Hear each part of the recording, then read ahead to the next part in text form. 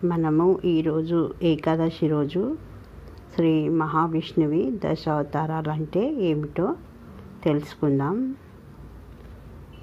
కొందరికి తెలుసుంటాయి, పెద్దవాళ్ళకు, కొంచెం చదువుకున్న వాళ్ళకు కూడా తెలుసుంటాయి. కానీ కొందరికి తెలియవు, చిన్నపిల్లలకు కూడా తెలియవు. కొందరు ఇప్పటోళ్ళకు అసలు దశావతారాలు అంటే ఏంటో కూడా తెలియదు. కాబట్టి ఏదో చిన్నగా అలా చెప్పుకుందాం.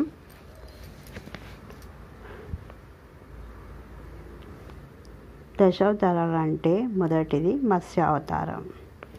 మత్స్యావతారంలో స్వామి హరిగ్రీవ అనే రాక్షసుని చంపి వేదాలను రక్షిస్తాడు. తర్వాత రెండవ అవతారం కూర్మావతారం.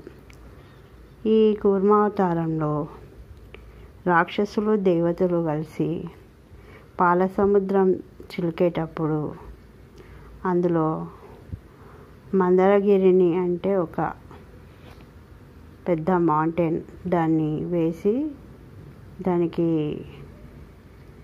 పామును కట్టి, వాసుకి అనే పామును కట్టి చిలుకుతూ ఉంటారు. సో అది లోపలికి వెళ్ళిపోతూనే ఉంటుంది, సముద్రంలో ఆగదన్నమాట. అప్పుడు స్వామి కూర్మావతారం ఎత్తి అక్కడ సముద్ర గర్భంలో కింద ఉంటే దానిపైన ఈ మందరగిరిని పెట్టి సముద్ర మథనం చేస్తారు. తర్వాత మూడవ అవతారం వరాహ అవతారం. ఈ వరాహ అవతారంలో హిరణ్యాక్షుడు అనే రాక్షసుడు భూమిని సముద్ర గర్భంలోకి లాక్కెళ్తూ ఉంటాడు. అప్పుడు స్వామి వరాహ అవతారం ఎత్తి భూమిని రక్షిస్తాడు సముద్ర గర్భం నుండి. అలా ఈ వరాహ అవతారం ఏర్పడుతుంది. తర్వాతది నారసింహ అవతారం. నారసింహ అవతారం అంటే సగం నరుడు సింహరూపం. నారసింహ అవతారం హిరణ్యకశ్యపుడు అనే రాక్షసుని చంపి, అప్పుడు ఆయన హిరణ్యకశ్యపుడు ఏంటంటే గర్వంతో నేనే దేవుడు, నేనే అన్ని అని ప్రజలను, మునులను, ఋషులను హింసిస్తుంటాడు. ఆయన కొడుకు ప్రహ్లాదుని కూడా చాలా హింస పెడతాడు. అయితే అప్పుడు నరసింహ అవతారంగా ఆయన స్తంభం నుండి వచ్చి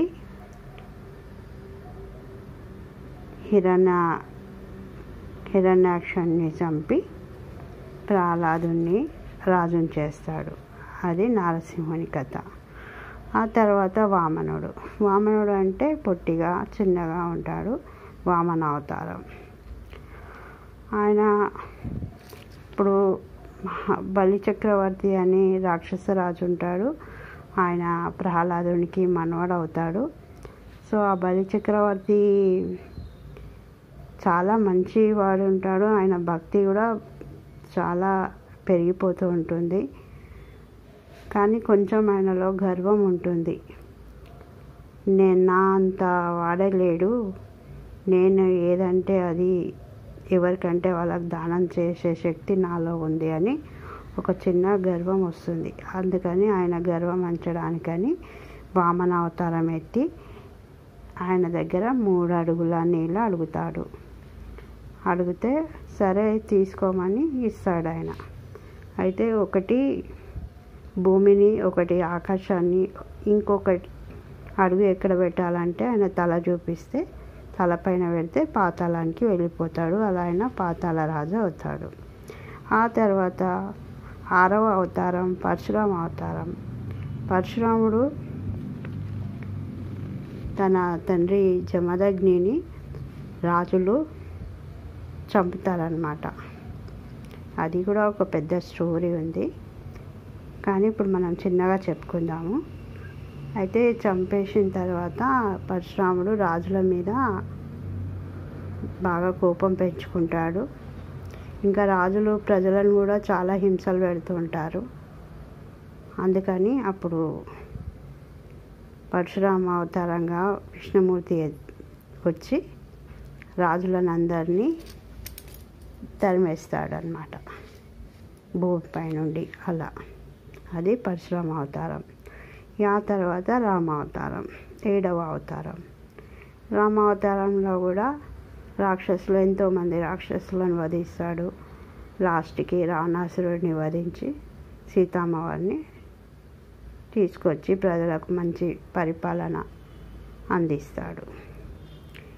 8వది కృష్ణ అవతారం.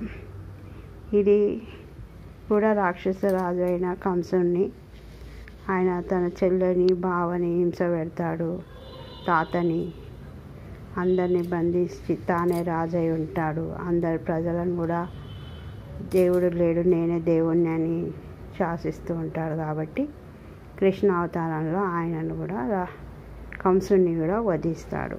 వధించి మంచి ప్రజాపాలన చేస్తాడు. కాబట్టి ఇది కృష్ణ అవతారం కథ. ఆ తర్వాత బుద్ధ అవతారం, 9వ అవతారం.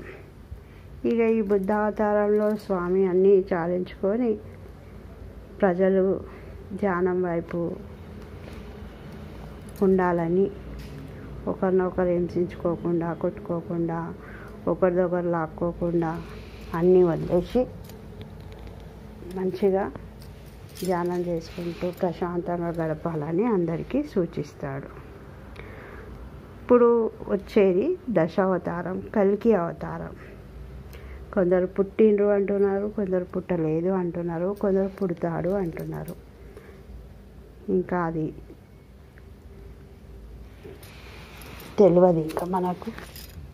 కానీ ఇప్పుడు వచ్చేది కల్కి అవతారం. ఈ కల్కి అవతారంలో ఈ మనుషులు చాలా స్వార్థపరులు అయిపోయారు. ఎక్కడ చూస్తే అక్కడ మోసాలు, తల్లిదండ్రిని చూడటం లేదు కొడుకులు, అన్నదమ్ములు అనుకోవటం లేదు, అక్క చెల్లెళ్ళని చూడటం లేదు, ఆడవాళ్ళని, పిల్లలని, పెద్దలని,